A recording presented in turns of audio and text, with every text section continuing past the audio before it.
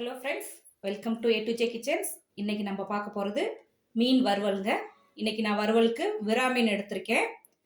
இதுக்கு என்னென்ன இன்க்ரீடியன்ஸ் தேவைன்னு ஃபஸ்ட்டு பார்த்துடலாம்.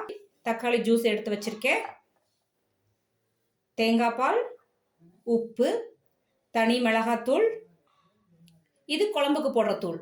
இவ்வளோதாங்க தேவையான இன்க்ரீடியன்ஸ். இதை எப்படி வச்சு மிக்ஸ் பண்ணலான்னு நான் உங்களுக்கு காட்டுறேன். தக்காளி ஜூஸுங்க, நான் வந்து குழம்புக்குமே தக்காளி ஜூஸ் தான் ஊற்றுவேன். அதுலேருந்து கொஞ்சம் எடுத்து வச்சுருக்கேன். அடுத்து தனி மிளகாத்தூளுங்க, காஷ்மீர் சில்லி போட்டிக்கிங்கன்னா இன்னும் ரொம்ப நல்லாயிருக்கும். நான் காஷ்மீர் சில்லி தான் யூஸ் பண்ணுறேன். 1 ஸ்பூன் போடுறேன். குழம்பு தூள், மிளகாத்தூள் வந்து காரத்துக்கு, குழம்பு தூள் வந்து மசாலா இது தாங்க.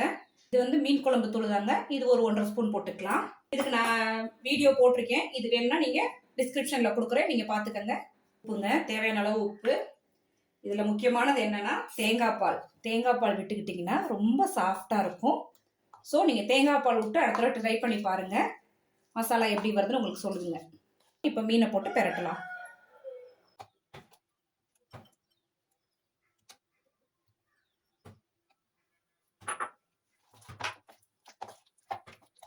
இப்போ மீனை நல்லா பெரட்டி வச்சாச்சுங்க. ஒரு 10 நிமிஷம் செட் ஆகட்டும். அதுக்கப்புறம் பொரிச்சு எடுத்தா ஃபிஷ் ஃப்ரை ரெடி. ஈஸி தான். இதில் இருக்க ஒரு மசாலா கூட உதிரவே உதிராது. எண்ணெய் சூடாயிடுச்சுங்க. இப்போ மீனை பொரிச்சு எடுக்கலாம்.